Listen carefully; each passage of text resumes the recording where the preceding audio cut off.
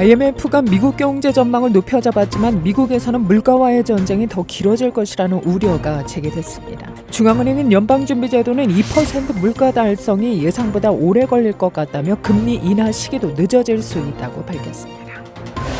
댈러스의 목회자 프레드릭 헤인스 3세 목사가 레인보우 푸시 연합 대표직에서 3개월도 채 되지 않아 물러난다고 발표했습니다.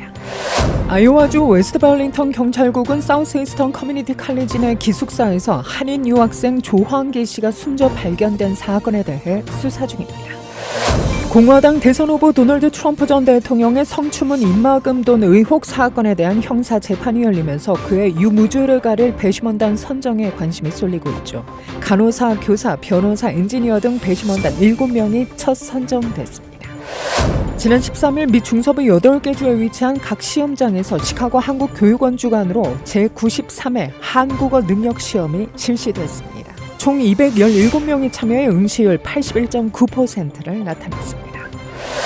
올해 창단 30주년을 맞는 미랄 선교단이 7월 연례 행사인 사랑의 캠프를 뉴저지에서 개최합니다. 시카고 지역에서도 팬데믹 위기를 딛고 토요 사랑의 교실과 미랄의 밤 등 선교단 자체 활동에 온 힘을 쏟고 있는데요. 시카고 미랄 선교단의 단장 남성호 목사를 만나봤습니다. 시카고 한인 문화회관이 한국 어린이날을 기념하는 행사를 오는 5월 4일 토요일 문화회관에서 개최합니다. 코로나 팬데믹 지원 예산이 대규모로 편성된 2018년에서 2022년 회계연도에 미 정부가 입은 사기 피해 금액이 연간 2,300억 달러에서 5,210억 달러가 넘는다는 회계감사원의 평가가 나왔습니다. 이상 이 시각 주요 뉴스입니다.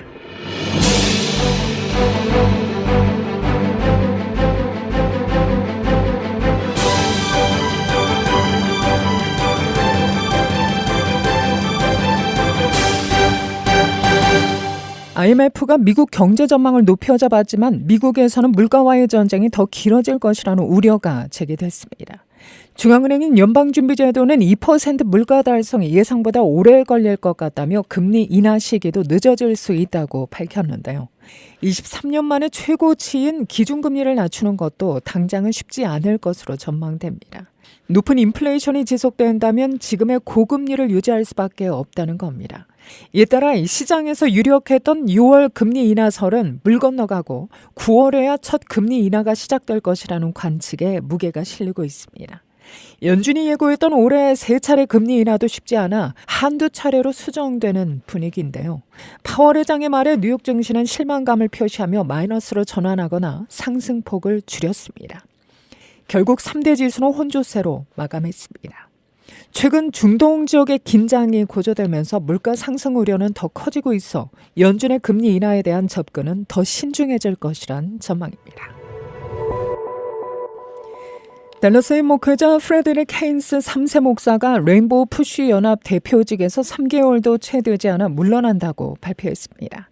레인보우 푸시는 유명 인권운동가 제스 잭슨 목사가 1971년에 설립한 전미 흑인권리 옹호단체입니다.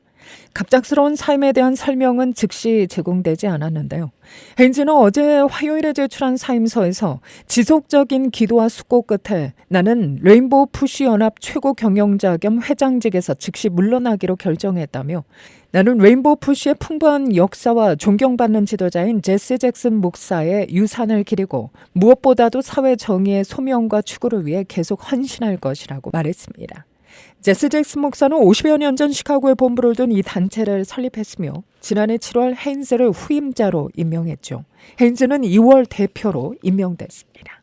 헤인즈는 댈러스에 있는 프렌드십 웨스트 침례교회의 담임 목사이기도 합니다.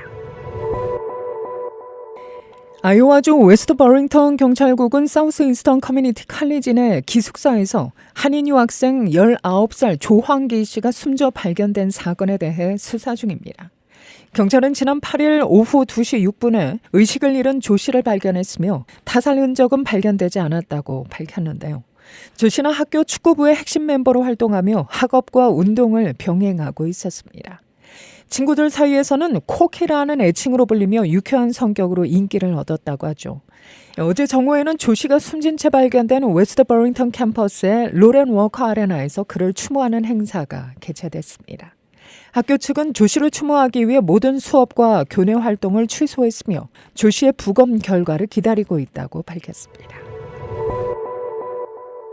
지난 13일 미 중서부 8개 주에 위치한 각 시험장에서 시카고 한국교육원 주관으로 제93회 한국어 능력시험 터픽이 실시됐습니다. 이번 시험은 시카고 한인문화회관과 인디애나주 퍼듀대학교, 아이오와주 아이오와대학교, 미시간대학교, 미네소타주 미네소타대학교, 오하이오 주립대학교, 위스콘신대학교 메디슨, 캔사스대학교에서 실시됐습니다. 시카고 한국교육원은 이번 시험에 총 등록 인원 265명 중 217명이 참여해 81.9%의 응시율을 나타냈으며 이는 지난해에 비해 다소 증가한 수준이라고 설명합니다. 한국어 능력시험은 한국교육부 국립국제교육원에서 시행하는 국가공인시험으로 한국어로 모국어로 하지 않은 재외동포와 외국인을 대상으로 하며 한국어 능력을 평가해 그 결과를 한국 유학이나 취업 등에 활용할 수 있습니다. 제93회 한국어 능력시험 결과는 5월 30일 목요일에 발표될 예정이며 응시자는 자신의 수험번호를 국립국제교육원 터픽 홈페이지에서 성적을 확인하거나 성적표를 출력할 수 있습니다.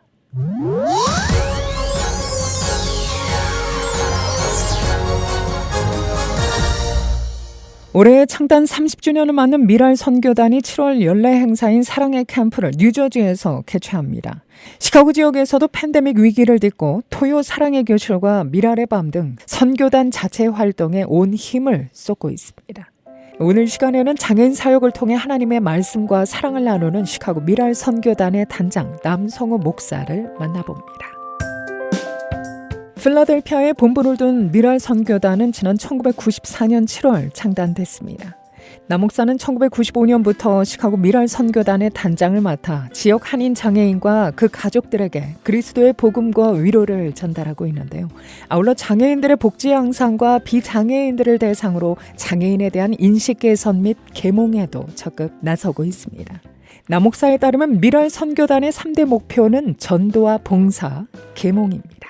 장애인 전도, 그리고 장애인들을 위해서 봉사, 그 나머지 계몽인데 이 계몽은 장애인들한테 계몽하는 게 아니라 주변 사회에, 교회를 포함한 우리 동포 사회뿐만 아니라 사회에 장애인들에 대해서 바로 알리는 거죠. 그리고 장애인들의 어떤 도움이 필요하고 장애인들에게 어떤 도움을 줄 수 있는지 그런 것들을 알리는 계몽. 처음부터 그렇게 시작했고 저희 미랄 선교단이 있는 한은 이 3대 목표를 위해서 갈 겁니다. 시카고 미랄 선교단은 현재 23명의 발달 장애인들을 위한 재활 시스템을 개발 구축하고 40여 명의 봉사자와 스태프들이 팔리타인에 소재한 장애인 복지관에서 장애인들을 위한 헌신적인 구제 활동을 펼쳐오고 있는데요.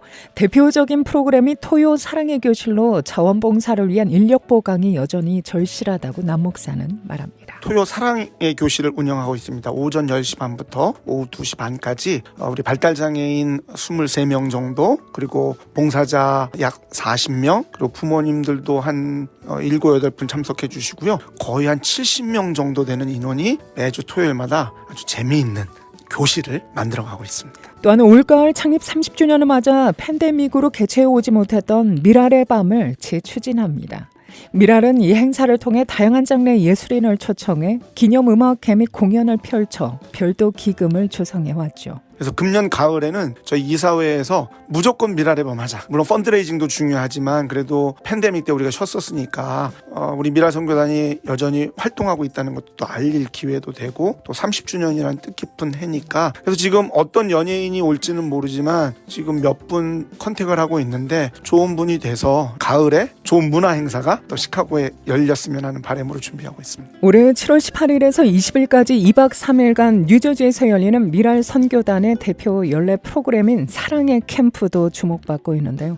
매년 여름 뉴저지 프린스턴 하얏트 리전스 호텔에서 진행되는 이 행사에는 올해에도 시카고를 포함한 미 전역의 미랄 선교단에 소속된 장애인과 가족 그리고 봉사자 등 700여 명이 참여할 것으로 예상됩니다. 예전에는 저희가 7명, 8명 물론 이제 동부 뉴저지에서 하다 보니까 멀는데 저희가 벌써 큰 버스를 대절해가지고 가는 게 5년째 캐나다 토론토 미랄 선교단부터 플로리다 마이애미 미랄 선교단까지 해서 한 700여 명 모입니다. 캐나다, 미국, 그다음에 중미, 남미까지 해서 좀 23개 도시에 미랄 선교단이 재미있는 프로그램 많죠. 찬양 예배는 기본이고 저희가 이제 선교단이다 보니까 뭐 체육 활동, 수영, 뭐 미용 봉사, 우리가 흔히 캠프에서 할 수 있는 모든 것들은 다 합니다. 다 하고 시카고는 토요일은 관광해요. 올 때 하는데 이번엔 나야그라 폭포 갑니다. 우리 친구들이 너무 기다려요. 한국 총신대에서 신학을 전공하고 필라델피아 바이블리카 디얼로지컬 세미나리에서 공부한 남 목사는 대학 시절에 조인한 동아리 미랄 선교단과의 인연으로 오늘날까지 장애인 사역을 이어오고 있습니다. 미랄 선교단이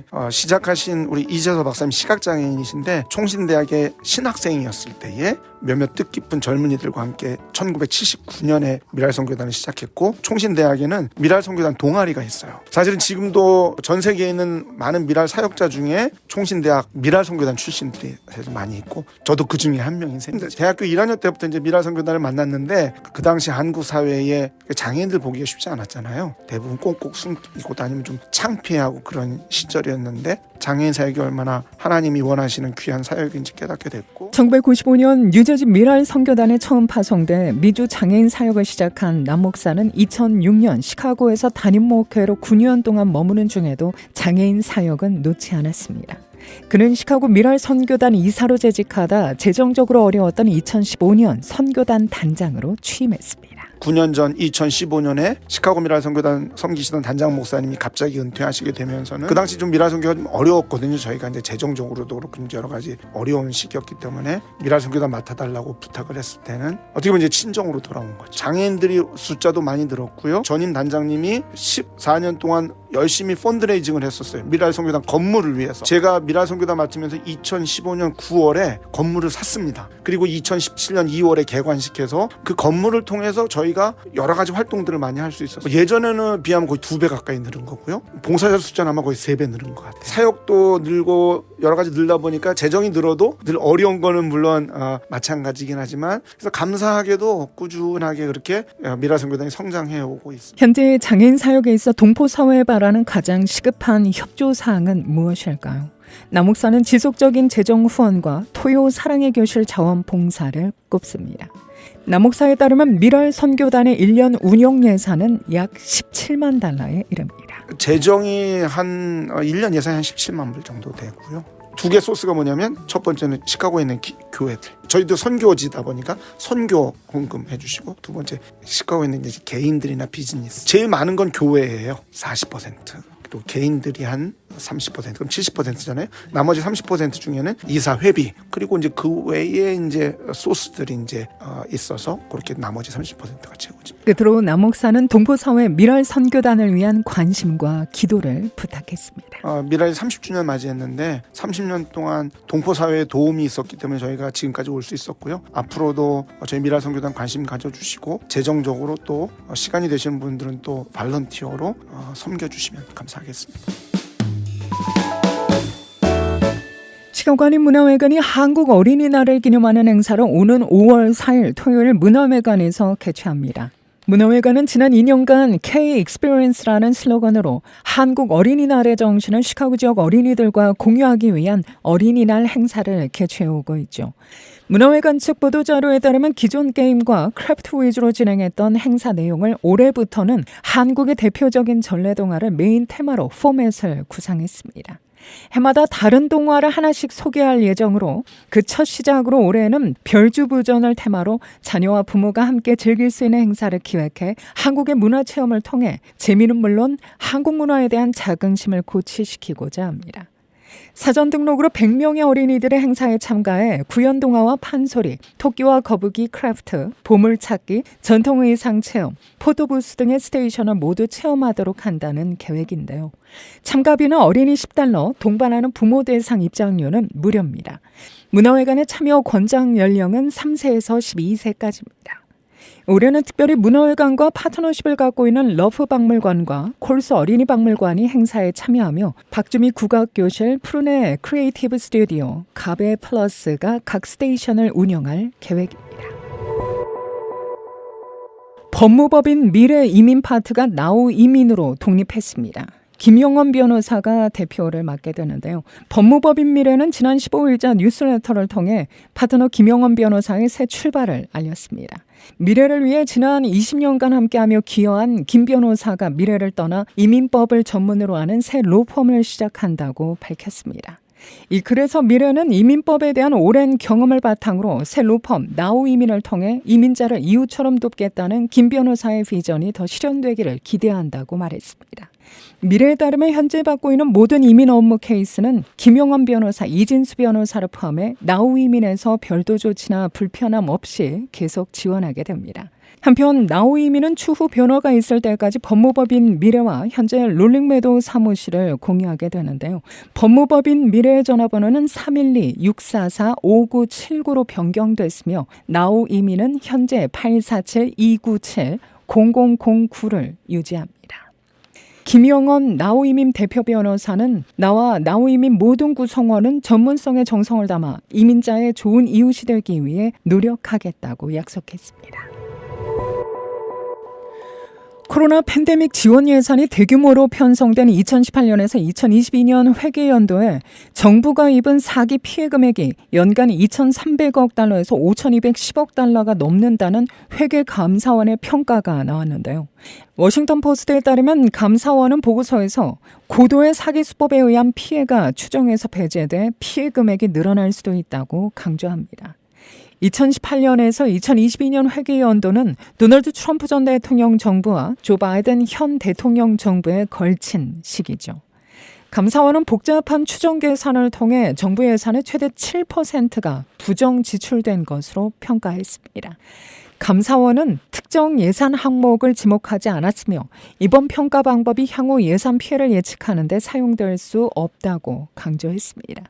그러나 34조 5천억 달러에 달하는 막대한 정부 부채에 대한 엄정한 경고입니다.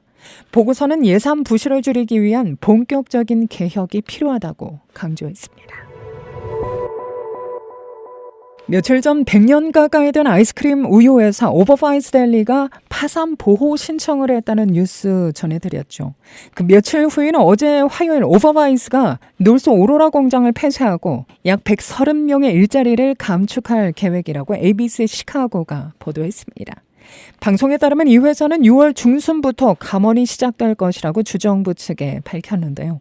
지난주 파산 신청서에서 오버바이스는 400만 달러 이상의 부채가 있다고 공개한 바 있습니다. 문서에 따르면 오버바이스가 빚을 진 채권자 중에는 쿡하우니 재무관도 포함되어 있으며 여기에 오버바이스는 17만 3천 달러 이상의 빚을 지고 있는데요. 가족 경영을 하는 오버바이스 유제품 소유주는 100년 가까이 된 역사를 자랑합니다. 아이스크림과 특히 신선한 우유로 유명하며 일리노이주 공화당 정치인은 짐 오버바이스가 회사를 이끌고 있습니다. 한 가정집 지붕에 떨어진 금속 파편이 3년 전 국제우주정거장에서 버려진 쓰레기인 것으로 밝혀졌습니다. 어제 AFP-통신은 항공우주국 나사가 지난달 플로리다주 한 가정집을 강타한 우주 쓰레기가 국제우주정거장에서 버려진 파편 덩어리임을 확인했다고 보도했습니다. 나사는 이 물체가 대기권에서 전소하지 않은 이유를 조사해 발표하겠다며 자택에 피해를 입은 가족에 대한 보상도 약속했는데요.